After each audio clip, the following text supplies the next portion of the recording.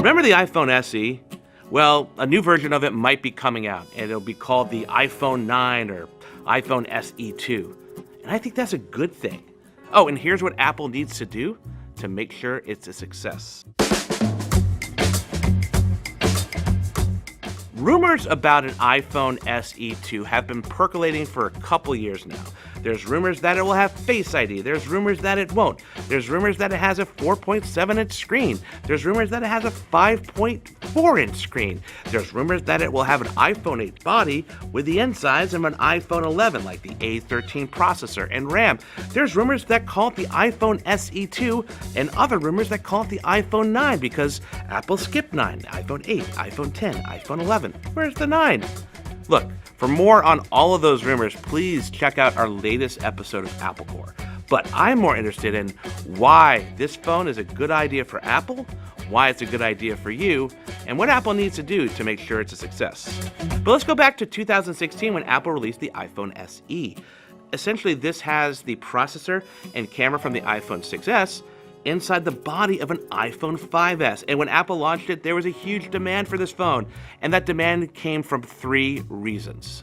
The first is price. When the iPhone SE launched, it cost $399. Compare that to the iPhone 6s, which cost $649. The second reason, well, it's small. It's so small. Remember, it was just a year or so before that Apple launched the iPhone 6 Plus, the largest iPhone ever made. And this thing is ridiculously tiny compared to that, so the iPhone SE appealed to small phone lovers. And in some ways, it still kind of does. Hey, the third reason this was a success was Apple made smart compromises. You were getting last year's technology or the technology from 2 years ago.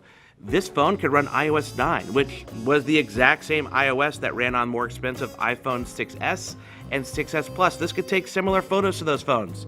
Yeah, was the screen as nice as an iPhone 6s? Absolutely not. Those were compromises people were willing to make to buy this phone. And that's why a lot of people love this phone. And that's why a lot of people want a new version of it too. So in order for the iPhone 9 or SE 2 to be equally appealing in the same way as the iPhone SE does, it needs a low price, a smaller form factor, and, well, smart compromises. And I think if the rumors are correct, and it's going to be put inside the body of an iPhone 8, it will. Yeah, is the iPhone 8 bigger than the iPhone SE? Absolutely. It's a little bit thinner, but I think the extra room here could accommodate a bigger battery. But I also feel if you took stuff from the iPhone 11 and put it in here, like the processor, as well as one of the cameras, it doesn't need all 3. It doesn't need the 2 from the iPhone 11, just the main shooter. This becomes a very appealing phone to me. And here's why I think it's good if Apple releases an iPhone 9 or SE 2. The company hasn't sold the iPhone SE for over a year and a half. And during that time, other phone makers have taken that iPhone SE recipe and put it into their own budget phones.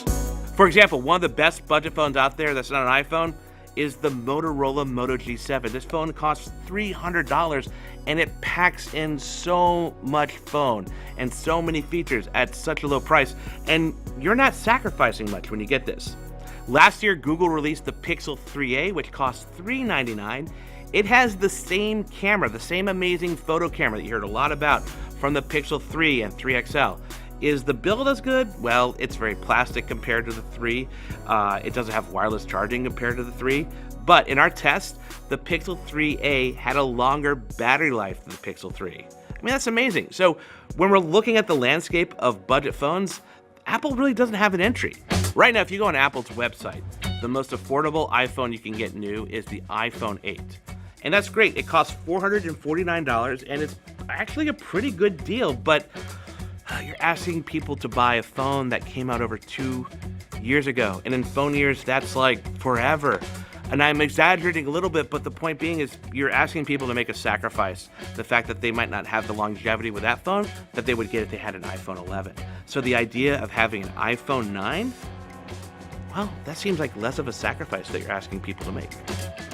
And as Apple prioritizes services, getting people into iOS at an affordable price point is a must. That's why last year, Apple revamped the iPod Touch and the iPad Mini with new processors. Otherwise, those devices, well, they were basically the exact same as they were in 2015. Now, that new processor allowed people to run iOS 13, and that allowed people to get into Apple Arcade and Apple News Plus and Apple TV Plus. And the same is needed for the iPhone.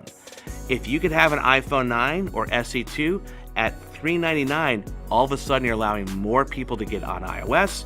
You're going to allow people, if it's running the iPhone 11 processor, to stay on that iOS longer, maybe 2 years longer than you would if they bought an iPhone 8.